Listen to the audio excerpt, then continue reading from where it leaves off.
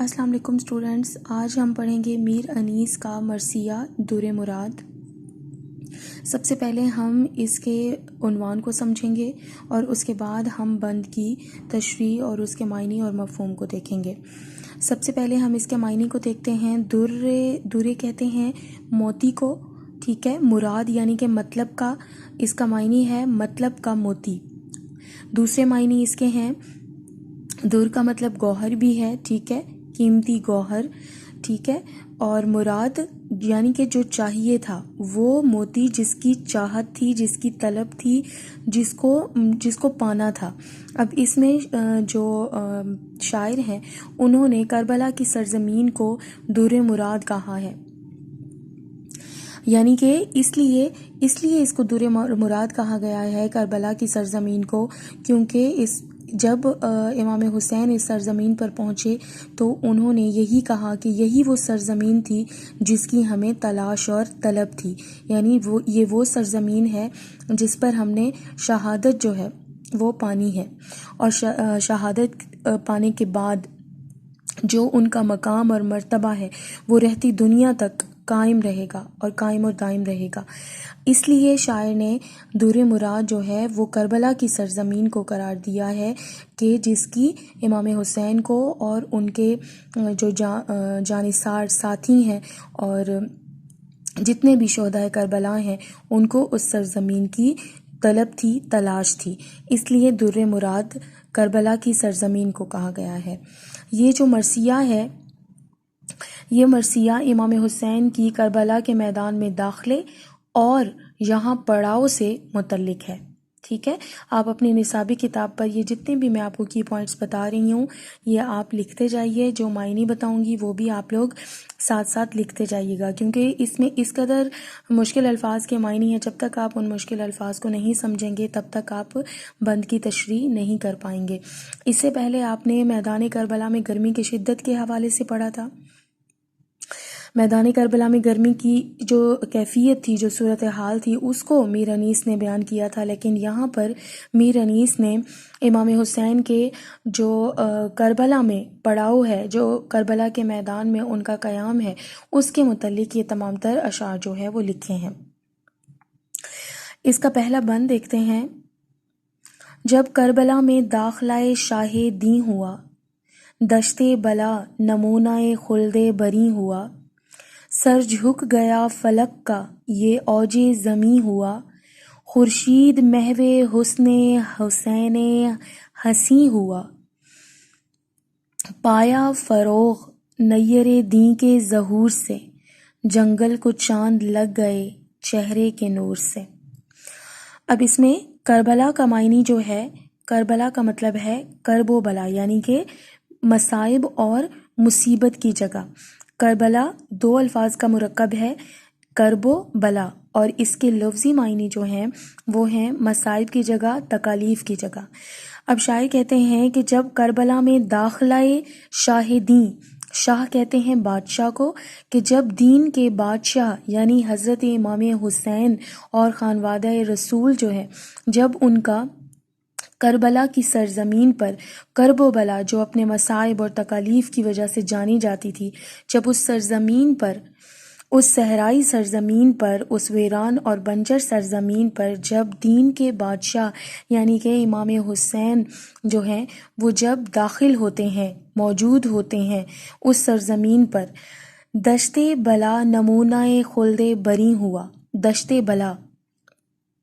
دشت کہتے ہیں جنگل کو، ٹھیک ہے، بلا یعنی کہ مصیبت کی جگہ، یعنی جو کربلا کا میدان تھا اس کو شاعر نے دشت بلا کہا ہے، یعنی کہ جو کربلا کا میدان جنگ ہے وہ کیا تھا، وہ ایک مصیبت کی جگہ تھی، اس سے پہلے وہ مصیبت کی جگہ تھی، لیکن نمونہ خلد بری ہوا کہ لیکن جب شاہ دین یعنی کہ دین کے بادشاہ کی آمد ہوئی، جب حضرت امام حسین علیہ السلام اور ان کے جو اہل بیت ہیں، جو ان کے اہل و عیال ہیں، جو ان کے جانثار ساتھی ہیں، جب وہ اس سرزمین پر، اس کرب و بلا کی سرزمین پر، اس مصائب اور مصیبتوں کی جگہ پر داخل ہوتی ہے، موجود ہوتی ہے، تو یہ سرزمین جو ہے، یہ زمین کا ٹکڑا جو ہے وہ خلد بری، خلد بری، خلد کہتے ہیں جنت کو، بہشت کو، تو وہ بہشت کا نمونہ پیش کرنے لگتا ہے۔ کیوں نمونہ پیش کرنا لگتا ہے؟ کیونکہ وہاں پر بہشت کے جو شہزادے ہیں وہ موجود ہوتے ہیں۔ امام حسین علیہ السلام کو جو ہے وہ نوجوانان جنت کہا جاتا ہے، اس لیے ان نوجوانان جنت کی موجودگی کی وجہ سے جو سرزمین ہے، جو کربلا کی سرزمین ہے، وہ بہشت خلد کا یعنی کہ بہشت کا نمونہ پیش کرنے لگتی ہے۔ تیسرا مصرع دیکھتے ہیں۔ سر جھک گیا فلک کا یہ اوج زمیں ہوا، سر جھک گیا فلک، فلک یعنی کہ آسمان کا، اوج کہتے ہیں بلندی، زمین کی بلندی۔ اب شاعر یہ کہتے ہیں جب اس سرزمین پر اس قدر بلند پایا شخصیات، اس قدر بلند مرتبہ ہستیاں، اس قدر بلند حیثیت رکھنے والی جو ہستیاں ہیں، جب وہ اس زمین کے ٹکڑے پر، اس کربلا کی سرزمین پر موجود تھیں، تو پھر ادب اور احترام کے معنوں میں شاعر کہتے ہیں کہ آسمان کا سر بھی جو ہے وہ جھک گیا، کیونکہ اس وقت جو زمین کی بلندی تھی وہ آسمان سے کہیں زیادہ تھی، کیونکہ اس سرزمین پر، اس زمین پر بے شک زمین جو ہے وہ پستی کی علامت سمجھی جاتی ہے اور آسمان جو ہے وہ بلندی کی علامت سمجھا جاتا ہے، لیکن امام حسین جیسی عظیم ہستیوں کی موجودگی کی وجہ سے اس وقت جو زمین ہے وہ بلند ہو چکی تھی، اس کا مقام، اس کا مرتبہ جو ہے وہ بلند مرتبہ شخصیات کی وجہ سے کیا ہو چکا تھا؟ بلند ہو چکا تھا، اور آسمان جو ہے وہ احترام سے جھک چکا تھا۔ آگے دیکھتے ہیں، چوتھا مصرع ہے۔ خورشید محو حسن حسین ہنسی ہوا، خورشید یعنی کہ سورج محو ہو گیا، مصروف ہو گیا، امام حسین علیہ السلام کے خوبصورت اور حسین چہرے کو، ان کے پرنور چہرے کو دیکھ کر خورشید جو ہے، سورج جو ہے وہ مصروف ہو گیا، امام حسین کے پرنور چہرے کو دیکھنے میں خورشید مصروف ہو گیا۔ آگے دیکھتے ہیں، پایا فروغ نیر دین کے ظہور سے، پایا فروغ یعنی کہ بڑھنا، ترقی پانا، نیر دین یعنی کہ جو اسلام کا سورج ہے، یہاں سے مراد حضرت امام حسین کی شخصیت ہے۔ پایا فروغ نیر دین کے ظہور سے، جو اب اس میں کہتے ہیں، شاعر کہتے ہیں کہ اسلام کا جو سورج ہے جب وہ ظہور پذیر ہوا، یعنی کہ جب وہ ظاہر ہوا، کس کی وجہ سے اسلام کا سورج چمکا؟ یعنی کہ امام حسین کی قربانی کی وجہ سے اسلام کا جو سورج ہے وہ اپنے آب و تاب سے چمکنے لگا۔ جنگل کو چاند لگ گئے چہرے کے نور سے، اب وہ جنگل جو کہ صحرا سمجھا جاتا ہے، جو ویرانی کی علامت سمجھا جاتا ہے، وہ کربلا کی سرزمین جو مصائب اور مصیبتوں کی جو ہے وہ آماج گاہ سمجھی جاتی ہے، اس صورتحال میں بھی جب یہ چاند جیسے چہرے، پرنور چہرے جب اس سرزمین پر موجود ہوئے، جب اس سرزمین پر انہوں نے پڑاؤ کیا، تو اس جنگل کو بھی چار چاند لگ گئے، ان کے چہرے، ان کی خوبصورتی اور ان کے رخ انور کی وجہ سے، ان کے خوبصورت اور روشن چہروں کی وجہ سے۔ دوسرا بند دیکھتے ہیں،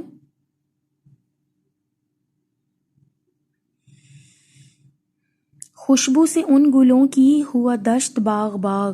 غنچے کھلے ہرے ہوئے بلبل کے دل کے داغ، پہنچا سرے فلک پہ ہر ایک کوہ کا دماغ، دریا نے بھی حبابوں کے روشن کیے چراغ۔ خوشبو سے ان گلوں کی، اب اس میں گلوں کا مطلب پھول ہے، ٹھیک ہے، گلوں کا استعارہ جو ہے وہ امام حسین اور ان کے جانثار جو ساتھی ہیں ان کے لیے استعمال کیا گیا ہے۔ شاعر کہتے ہیں کہ ان گلوں کی یعنی کہ ان پھولوں کی موجودگی کی وجہ سے وہ دشت یعنی وہ صحرا جو ہے، ان کی خوشبو کی وجہ سے، ان گلوں کی موجودگی کی وجہ سے وہ صحرا، وہ دشت، وہ جنگل جو ہے وہ باغ کی صورت اختیار کر گیا۔ جیسے کسی چمن میں، کسی باغ میں بہت خوبصورت پھول کھلے ہوں اور باغ کی جو فضا ہے وہ بہت معطر ہو جائے، تو ان جو ہستیاں وہاں موجود تھیں، گلوں جیسی، پھولوں جیسی، پرمعطر خوشبو سے جو مزین تھی، جو معطر بدن تھے، وہ جب اس سرزمین پر، اس صحرا میں، اس دشت میں موجود ہوئے، جب پہنچے اور انہوں نے وہاں پر پڑاؤ کیا، تو وہ دشت بھی، وہ صحرا بھی ان کے پرمعطر وجود اطہر کی وجہ سے کیا ہو گیا؟ باغ ہو گیا، ایک باغ کا، ایک چمن کا اور ایک گلستان کا نظارہ پیش کرنے لگا۔ غنچے کھلے، غنچے یعنی کہ جو بند کلی ہوتی ہے، ٹھیک ہے، غنچے یعنی کہ کلیاں جو ہیں وہ ان گلوں کی موجودگی کی وجہ سے، ان پرمعطر، ان کے وجود اطہر کی وجہ سے، امام حسین علیہ السلام اور ان کے جو جانثار ہیں، جو ان کے اہل بیت ہیں، ان کی وجہ سے وہ دشت، وہ صحرا جو ہے وہ باغ کی صورت اختیار کر گیا۔ اور جس طرح باغ میں جو کلیاں کھلی ہوتی ہیں اور ان کلیوں کو دیکھ کر ہرے ہوئے بلبل کے دل کے داغ کہتے ہیں زخم کو، چونکہ ہم یہ سنتے ہیں کہ بلبل جو ہے وہ گلوں پر یعنی پھولوں پر فریفتہ ہوتی ہے، عاشق ہوتی ہے، اور ان کلیوں کو اور غنچوں کو دیکھ کر بلبل جو ہے وہ گیت گاتی ہے، اداس گیت گاتی ہے، کیونکہ وہ کلیوں سے اور پھولوں سے محبت کرتی ہے۔ اب شاعر کہتے ہیں کہ جب وہ وجود اطہر یعنی کہ وہ پرمعطر بدن جو ہے، جب وہ ایسی پاک اور خوبصورت ہستیاں اس کرب و بلا کی سرزمین پر موجود تھیں، تو وہ دشت جو ہے وہ باغ کی صورت اختیار کر گیا، اور جس طرح باغ میں کلیاں کھلتی ہیں، بالکل اسی طرح وہاں غنچے جو ہے وہ کھل گئے، اور ان کھلی ہوئی کلیوں کو دیکھ کر بلبل کے دل کے داغ بھی تازہ ہو گئے۔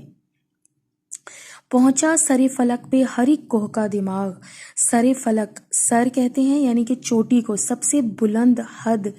فلک یعنی آسمان کی سب سے اونچی حد، کوہ کا دماغ یعنی کہ پہاڑوں کا۔ اب شاعر کہتے ہیں ان بلند مرتبہ شخصیات، ان بلند مرتبہ ہستیوں کی موجودگی کی وجہ سے، یعنی کہ امام حسین اور ان کے جانثار ساتھیوں کی وجہ سے، اہل بیت کی موجودگی کی وجہ سے، ان کے بلند پایا ہونے کی وجہ سے، جو کوہ تھے یعنی کہ جو پہاڑ تھے وہ بھی فخر کرنے لگے، اور ان کا سر بھی فخر سے آسمان کی سب سے اونچی حد تک پہنچ گیا، یعنی ان کو اس بات کی خوشی ہوئی اور اس بات سے وہ اترانے لگے پہاڑ بھی کہ ہمارے بیچ جو ہے وہ اس قدر بلند مرتبہ ہستیاں ہمارے بیچ موجود ہیں۔ دریا نے بھی حبابوں کے روشن کیے چراغ۔ حباب بلبلے کو کہتے ہیں۔ اب شاعر کہتے ہیں کہ جس طرح کسی کی آمد پر چراغ جلائے جاتے ہیں، یہاں شاعر نے دریا، جو دریائے فرات تھا، جو کربلا کی سرزمین کے نزدیک، اور جو خیمے لگائے گئے تھے، جو پڑاؤ کے لیے امام حسین نے اور خانوادہ رسول نے اور اہل بیت نے اور جانثار ساتھیوں نے جو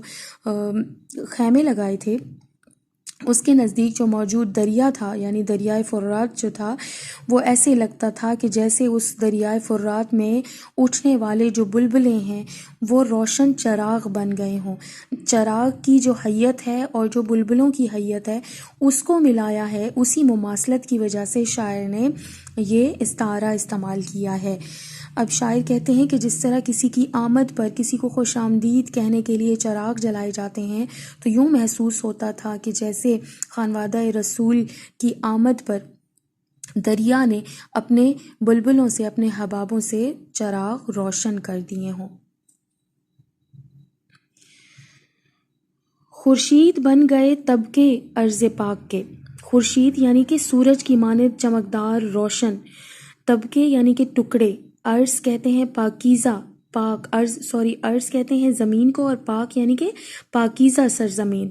اب وہ ان پاک ہستیوں کی وجہ سے، ان پاک ہستیوں کی موجودگی کی وجہ سے شاعر کہتے ہیں جو اس پاک زمین کے طبقے یعنی کہ ٹکڑے تھے، وہ بھی خورشید کی مانند یعنی کہ سورج کی مانند آب و تاب سے جیسے چمک رہے ہوں، جیسے وہاں پر بھی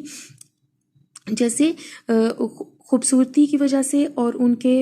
کے پرنور ہونے کی وجہ سے شاعر کہتے ہیں کہ وہ زمین بھی چمک اٹھی تھی اور سورج کی طرح جیسے روشن ہو گئی ہو۔ تاروں کو گرد کر دیا یعنی کہ ماند کر دیا، ذروں نے خاک کے، ذرے یعنی کہ ریت کے جو ذرے تھے، یعنی جو خاک کے ذرے تھے، جو مٹی کے ذرے تھے، جب وہ پاک ہستیوں کی وجہ سے وہ سرزمین جو ہے وہ خورشید بن گئی، روشن ہو گئی، اور وہاں پر ایسے لگتا تھا کہ جیسے ہر طرف نور ہی نور ہو اور روشنی ہی روشنی ہو، تو اس روشنی کی وجہ سے شاعر کہتے ہیں کہ جو ریت کے ذرے تھے، جو صحرا میں موجود ریت تھی، وہ بھی چمک اٹھے تھے، اور ان کی چمک کے سامنے جو تاروں کی چمک تھی وہ بھی ماند پڑ جاتی تھی۔ تیسرا بند دیکھتے ہیں۔ بولے فرس کو روک کے شاہ فلک وقار، منزل پہ ہم پہنچ گئے احسان کردگار، آگے نہ اب بڑھائے کوئی یہاں سے رہوار، یہ وہ زمین تھی جس کے لیے دل تھا بے قرار۔ اب شاعر نے اس میں یہ بتایا ہے کہ جب در مراد یعنی کہ جو مطلب کا موتی تھا، جو وہ سرزمین تھی جس کی تلاش تھی خانوادہ رسول کو اور حضرت امام حسین علیہ السلام کو، جب اس سرزمین پر وہ پہنچ گئے تو انہوں نے اپنے ساتھ موجود لوگوں سے یہ فرمایا، بولے فرس کہتے ہیں گھوڑے کو، انہوں نے اپنے گھوڑے کو روک کر یہ فرمایا، شاہ کہتے ہیں، شاہ سے مراد بادشاہ ہے، ٹھیک ہے، اور بادشاہ حضرت امام حسین کو شاعر نے کہا ہے۔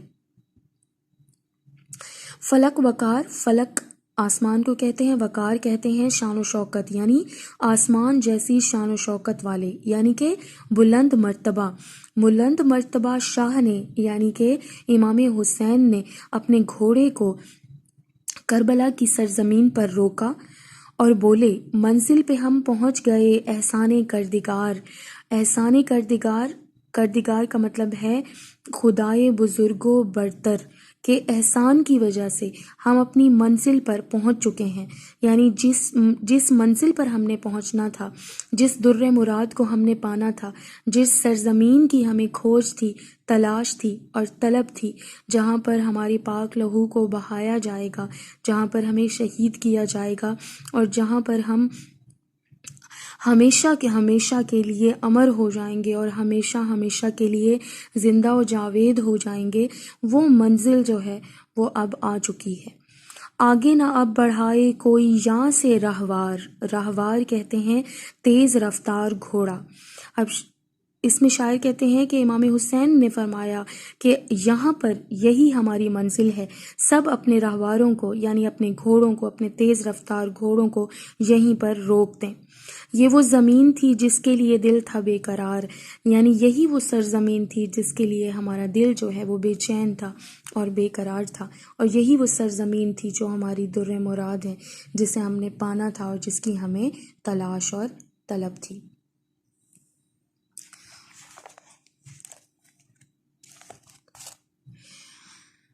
قربان اس مکان سعادت نشاں کے، پایا در مراد بڑی خاک چھان کے۔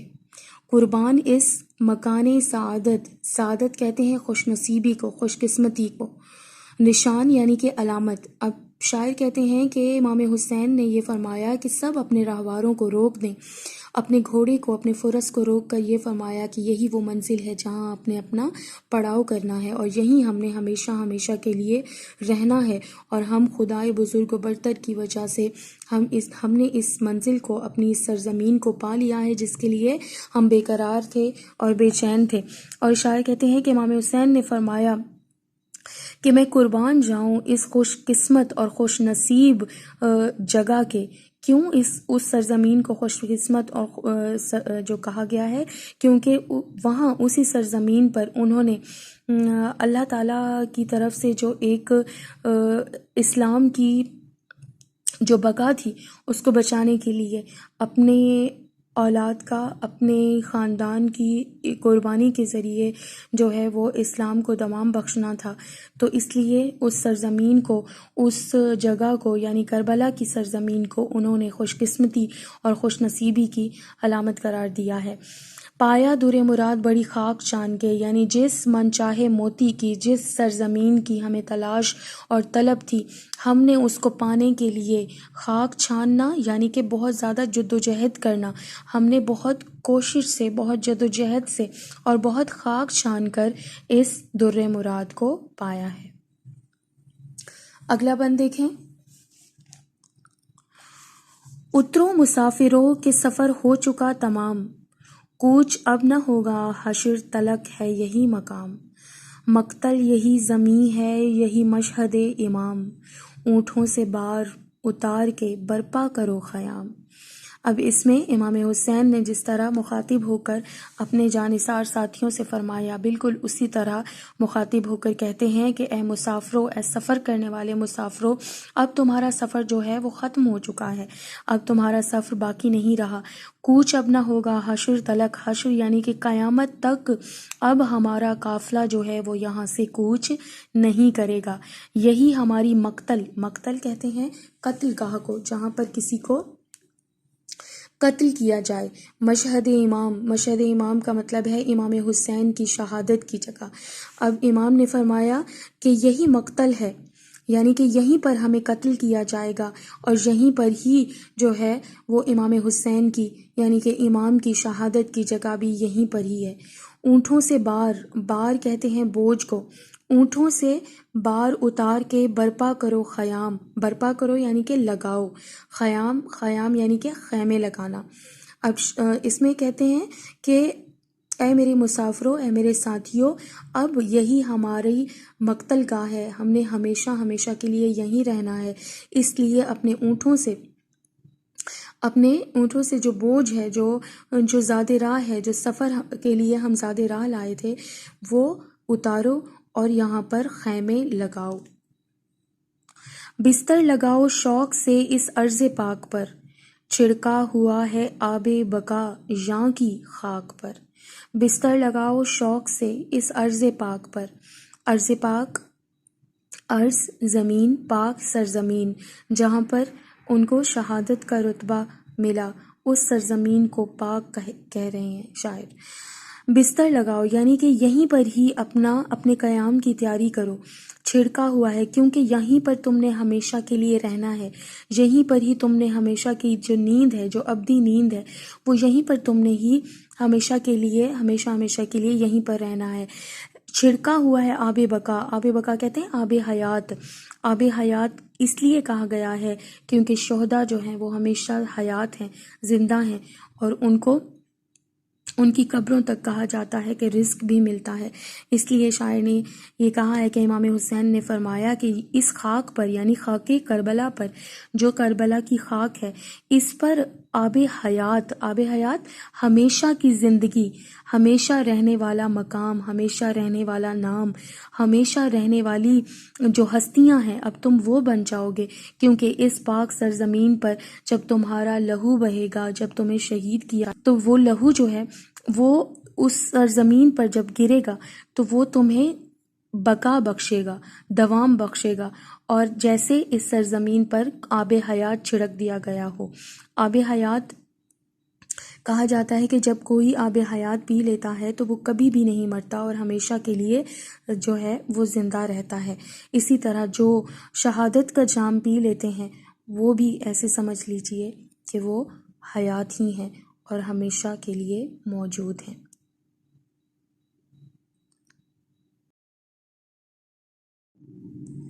بند نمبر 5، توشہ مسافروں کا یہی ہے زاد، یہ خاک آب خضر سے رتبے میں ہے زیاد، طوفان میں اس کو ڈالے گا جو مرد خوش نہاد، لے آئے گی ہوائے موافق در مراد، دیکھے گا یاس میں کرم کارساز کو، تھامے گا دست موج سے دریا جہاز کو۔ اب اس بند میں شاعر نے خاک کربلا کے متبرک یعنی کہ اس کے کرامات کو اور اس کے متبرک ہونے کو جو ہے اس کو بیان کیا ہے۔ شاعر کہتے ہیں کہ امام حسین نے یہ فرمایا، توشہ مسافروں کا توشہ کہتے ہیں کھانا جو دوران سفر مسافر ساتھ لے کر جاتے ہیں، اور یہی ہے زاد. زاد کہتے ہیں راستے کا خرچ، زاد راہ یعنی کہ جو راستے کا خرچ ہوتا ہے. اب اس میں توشہ مسافروں کا یہی یعنی کہ جو خاک کربلا ہے، جو کربلا کی سرزمین ہے، جو خاک کربلا ہے، امام حسین نے یہ فرمایا کہ اب مسافروں کا یہی کھانا ہے. ٹھیک ہے، یہیں پر ہی انہوں نے جو ہے وہ یہیں پر ہی رہنا ہے، اور یہی ہے زاد. اور ان کا جو راستے کا خرچ ہے وہ بھی یہی ہی ہے، یعنی ان کو جو کچھ بھی حاصل کرنا ہے یا جو کچھ بھی یہیں سے لینا ہے وہ یہیں سے ہی لیں گے، کیونکہ انہوں نے یہاں ہمیشہ کے لیے رہنا ہے. یہ خاک آب خضر سے رتبے میں ہے زیاد. یہ خاک سے مراد خاک کربلا کی مٹی. یہ کربلا کی مٹی، یہ خاک کربلا، آب خضر کہتے ہیں آب حیات کو. ٹھیک ہے، یہ جو خاک کربلا ہے یہ آب حیات سے رتبے میں زیاد یعنی کہ زیادہ ہے. طوفان میں اس کو ڈالے گا جو مرد خوشنہاد کہتے ہیں نیک مزاج، کہ جو کوئی شخص اس خاک کربلا کو طوفان میں ڈالے گا، جو نیک مزاج شخص اس خاک کربلا کو طوفان میں ڈالے گا، تو طوفان جو ہے وہ اس خاک کربلا کے متبرک ہونے کی وجہ سے اور اس کے کرامات، اپنے اندر کرامات رکھنے کی وجہ سے وہ طوفان تھم جائے گا. لے آئے گی ہوائے موافق در مراد. اور جو تیز تند ہوا ہے، موافق یعنی کہ وہ مناسب ہو جائے گی. دیکھے گا یاس میں کرم کارساز کو. دیکھے گا یاس یعنی کہ نا امیدی میں، مایوسی میں. کرم کارساز کام بنانے والا، یعنی کہ مراد اللہ تعالی جو مہربان ہے. وہ کیا کرے گا؟ اس خاک کربلا کی بدولت، اس خاک کربلا کی وجہ سے جو کوئی مایوس شخص ہوگا، اللہ تعالیٰ اس کے کام جو ہے وہ آسان کر دے گا اور اس کے کام بنا دے گا. تھامے گا دست موج سے دریا جہاز کو. اور دست کہتے ہیں ہاتھ کو، موج یعنی کہ لہروں کے ہاتھ، دریا جہاز کو، کہ وہ جہاز جو ڈوبنے کو ہوگا، جو اپنی منزل سے بھٹک چکا ہوگا اور جو موجوں میں اور منجدار میں پھنس چکا ہوگا، کرم کارساز جو ہے یعنی کہ جو اللہ تعالیٰ ہے، جو مہربان ہے، وہ اس خاک کربلا کی کرامات کی بدولت، اس متبرک خاک کی بدولت اس جہاز کو جو ہے وہ دریا کے کنارے پر لے آئیں گے. اس کی تشریح دیکھتے ہیں.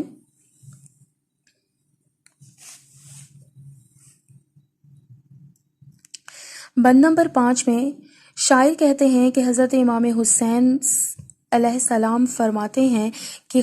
خاک کربلا مسافروں کا دوران سفر راستے کا ضروری سامان بھی یہی ہے اور خوراک بھی، یعنی اب مسافروں کی تمام تر ضروریات اسی سرزمین سے پوری ہوں گی.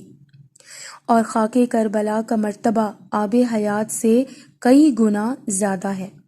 آب حیات جس کو حضرت خضر علیہ السلام نے پیا اور ہمیشہ کی زندگی پا لی. یہاں پر شہید ہونے والے تمام جانثار بھی زندہ و جاوید کہلائے جائیں گے. یعنی خاک کربلا اس قدر متبرک اور کرامات رکھتی ہے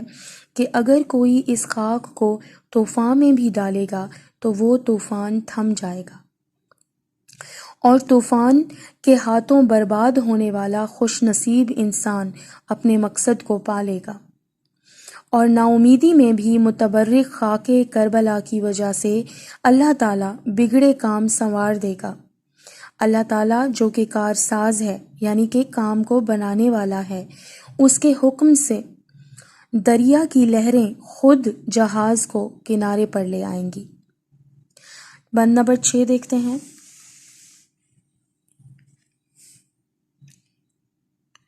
اترا یہ کہہ کے کشتی امت کا ناخدا، جتنے سوار تھے وہ ہوئے سب پیادہ پا. حضرت نے مسکرا کے یہ ہر ایک سے کہا، دیکھو تو کیا ترائی ہے، کیا نہر، کیا فضا. اترا یہ کہہ کے کشتی امت، اب اس میں امت مسلمہ کی کشتی امت، ٹھیک ہے، کشتی امت کا معنی لکھیے، امت مسلمہ کی کشتی کے ملاح، نا خدا کہتے ہیں ملاح کو، مراد کون ہے؟ حضرت امام حسین علیہ السلام۔ اترا یعنی حضرت امام حسین علیہ السلام یہ کہتے ہوئے اترے۔ اب اس میں جو کربلا میں موجود جو جانثار ساتھی ہیں ان کو جو ہے اس میں کشتی امت اس لیے کہا گیا ہے کہ ایک کشتی نوح کا ذکر بھی ہمیں ملتا ہے، ٹھیک ہے۔ اب جس طرح کشتی نوح میں سوار ہونے والے جتنے بھی جاندار چیزیں تھیں وہ فنا ہونے سے بچ گئی تھیں، اسی طرح شاعر نے اہل بیت کو بھی سفینہ نوح یعنی کہ حضرت نوح علیہ السلام کی کشتی سے تشبیہ دی ہے، اور اس لیے انہوں نے کشتی امت یعنی کہ امت مسلمہ کی کشتی کا ملاح جو ہے وہ امام حسین علیہ السلام کو قرار دیا ہے۔ جتنے سوار تھے وہ ہوئے سب پیادہ پا، جب انہوں نے یہ دیکھا جو کشتی امت کا یعنی جو امت مسلمہ کی کشتی کے ملاح ہیں یعنی امام حسین ہیں، جب وہ اپنے فرس سے اپنے گھوڑے سے اترے تو جتنے بھی سوار تھے وہ بھی پیادہ پا یعنی کہ پیدل ہو گئے۔ حضرت نے مسکرا کے یہ ہر ایک سے کہا، دیکھو تو کیا ترائی، ترائی کہتے ہیں جو دریا کے قریب ترین زمین ہو، نمی والی زمین ہو۔ تو حضرت نے یہ فرمایا کہ کتنی پیاری زمین ہے، کس قدر نمی والی، کیونکہ وہ دریا کے اور دریائے فرات کے قریب کی زمین تھی، تو اس لیے امام حسین نے فرمایا کہ کس قدر اس دریا کے قریب زمین میں نمی موجود ہے، کیا نہر کیا فضا، اور یہاں دریائے فرات، نہر فرات جو نہر القمہ ہے وہ کیا نظارہ پیش کر رہی ہے، اور کیا یہاں کی فضا جو ہے وہ کس قدر خوبصورت ہے۔ اس لیے وہاں پر نہر فرات اور دریائے فرات کے قریب جو ہے وہ انہوں نے خیمے بپا کیے۔ اب یہ اس ترائی اور اس نہر کو دیکھتے ہوئے بھی یہ کون جانتا تھا کہ ان کو پیاسا جو ہے وہ شہید کیا جائے گا اور ان کے تن سے جو ہے وہ سر کو جدا کیا جائے گا، اس گردن کو جدا کیا جائے گا کہ جس پر آپ صلی اللہ علیہ وآلہ وسلم بوسہ دیا کرتے تھے۔ آگے دیکھتے ہیں، اکبر شگفتہ ہو گئے صحرا کو دیکھ کر۔ اکبر، اب اس میں اکبر حضرت علی اکبر کا ذکر کیا گیا ہے اور حضرت عباس کا ذکر کیا گیا ہے۔ حضرت علی اکبر جو ہیں وہ امام حسین کے بڑے بیٹے تھے، بہت خوبصورت تھے، اور کہا جاتا ہے کہ وہ ان کی شکل جو ہے وہ ہم شکل نبی تھے، آپ صلی اللہ علیہ وآلہ وسلم کی سے ان کی شکل مبارک جو ہے وہ بہت ملتی تھی۔ اکبر شگفتہ ہو گئے، شگفتہ یعنی کہ خوش ہو گئے، شادمان ہو گئے صحرا کو دیکھ کر، اور حضرت علی اکبر جو ہیں وہ صحرا کو، اس جنگل کو دیکھ کر شادمان اور خوش ہو گئے، کیونکہ ان کو بھی وہیں پر ہی شہید کیا گیا، ان کو وہیں پر ہی ان کے جگر میں جو ہے وہ برچھی پیوست کی گئی، اور اسی لیے اپنی شہادت کی جا کو، اپنی شہادت کے مقام کو دیکھ کر علی اکبر جو ہے وہ خوش ہو گئے، شادمان ہو گئے، کیونکہ ان کا مقصد جو تھا وہ صرف اور صرف اللہ تعالیٰ کی خوشنودی کو اور اس کی رضا کو پانا تھا، اور اسلام کی بقا اور سلامتی تھا۔ عباس جھومنے لگے دریا کو دیکھ کر۔ اب اس میں بہت خوبصورتی سے شاعر نے دریا کا اور حضرت عباس کا ذکر کیا ہے، کیونکہ حضرت عباس جو ہیں وہ امام حسین علیہ السلام کے بھائی تھے، اور ان کو جہاں شہید کیا گیا وہ دریا کے قریب ہی شہید کیا گیا تھا، چونکہ دریا پر جب وہ اپنے مشکیزے میں، اپنی مشق میں پانی بھرنے کے لیے گئے، چونکہ خیموں میں 3 دن سے بچے جو تھے وہ پیاس سے بلک رہے تھے، اور وہ اپنے خالی جو کشکول ہیں، جو اپنے خالی کاسے ہیں وہ لے کر ٹھہرے ہوئے تھے، اور یہ چاہ رہے تھے کہ جو حضرت عباس ہیں وہ اس قدر بہادر ہیں، اس قدر جاہ و جلال رکھنے والے ہیں، وہ ان کے لیے پانی لے کر آئیں، اور یوں جب وہ پانی لینے کے لیے گئے تو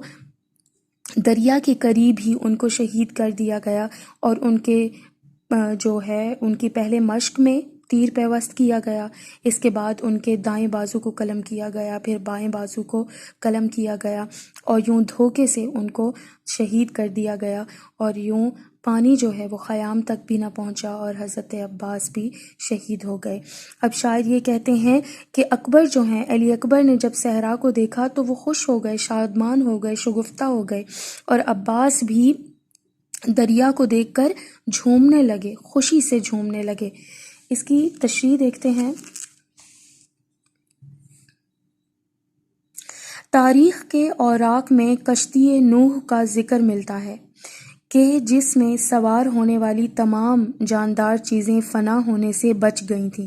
ہم کشتی نوح کا ذکر سنتے ہیں کہ جب طوفان آنے کو قریب تھا تو اللہ تعالیٰ کے حکم سے اور حکم الہی سے حضرت نوح علیہ السلام نے مختلف جانوروں کو اور جو ان کے اور اللہ تعالیٰ کے ماننے والے تھے اور ان پر ایمان لانے والے تھے، انہوں نے اپنی اس کشتی میں ان کو سوار کر دیا، اور یوں باقی تمام جو قوم ہے وہ غرق ہو گئی سوائے ان لوگوں کے جو کشتی نوح میں سوار ہو گئے تھے۔ اسی طرح اہل بیت کو بھی سفینہ نوح سے تشبیہ دی گئی ہے کہ جو بھی اہل بیت کی کشتی یعنی سفینہ میں جو بھی سوار ہوگا وہ تباہی و بربادی، ناکامی و نامرادی سے محفوظ رہے گا۔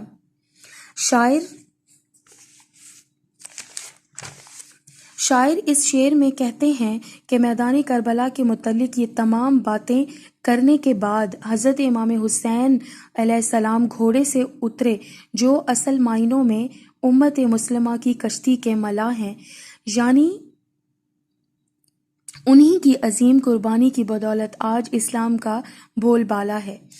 آپ رضی اللہ تعالی عنہ کو جب ساتھیوں نے گھوڑے سے اترتا دیکھا تو وہ بھی اپنے گھوڑے سے اتر کر پیدل چلنے لگے۔ حضرت امام حسین علیہ السلام نے انتہائی پرمسرت انداز میں ساتھیوں سے اپنے ساتھیوں کو مخاطب کرتے ہوئے فرمایا کہ ذرا غور سے دیکھیں زمین کس قدر نمدار یعنی مرطوب ہے۔ یہ چونکہ محرم الحرام کا واقعہ ہے اس لیے دریا کے قریب خیمے لگانا بہت خوشگوار تھا، اور اس پرلطف منظر سے نہ صرف حضرت امام حسین لطف اندوز ہو رہے تھے بلکہ ان کے صاحبزادے علی اکبر بھی یہ نظارہ دیکھ کر بہت مسرور تھے، اور حضرت عباس علمدار دریا کی روانی کو دیکھ کر خوشی سے جھوم اٹھے۔ بند نمبر 7 دیکھتے ہیں، جو کہ آخری بند ہے ہمارا۔ بولے یہ اشک بھر کے شہنشاہ سربلند،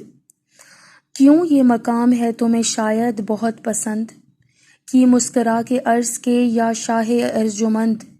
بس یاں تو خود بخود ہوئی جاتی ہے آنکھ بند، شعر اب یہیں رہیں گے عنایت جو رب کی ہے، میں کیا کہوں حضور ترائی غضب کی ہے۔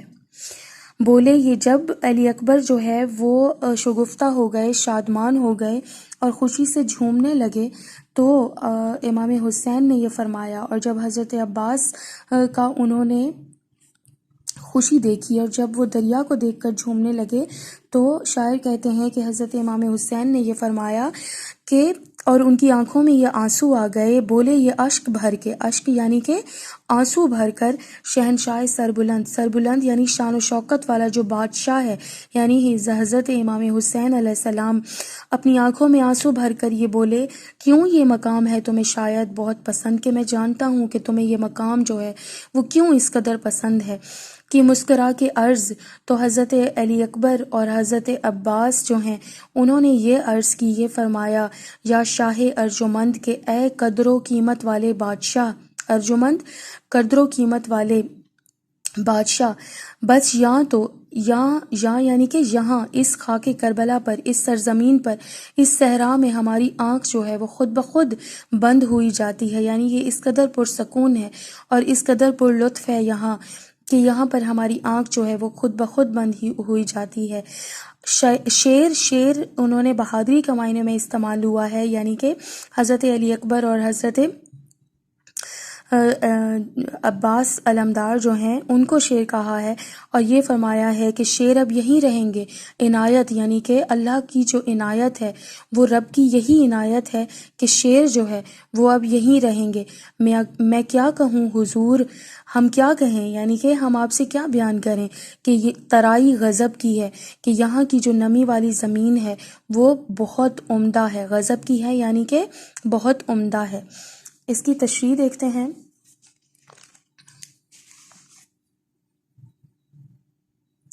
حضرت علی اکبر اور حضرت عباس کی خوشی کو دیکھ کر سب سے عظیم بادشاہ حضرت امام حسین کی آنکھیں آبدیدہ یعنی کہ پرنم ہو گئیں۔ فدا کرنے کو دین مصطفیٰ پر صلی اللہ علیہ وآلہ وسلم علی اکبر سجائے جا رہے ہیں۔ فدا کرنے کو دین مصطفیٰ پر علی اکبر سجائے جا رہے ہیں۔ اشکوں سے معمور یعنی اشکوں سے، آنسوؤں سے بھری ہوئی آنکھوں کے ساتھ فرمایا حضرت امام حسین نے کہ شاید تم لوگوں کو یہ جگہ بہت پسند آ گئی ہے،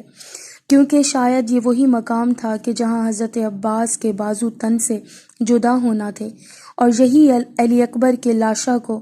حضرت امام حسین نے تنہا اٹھانا تھا۔ نور آنکھوں کا گیا قاتلوں سے پوچھے حسین، کوئی بتلائے کسی نے میرا اکبر دیکھا۔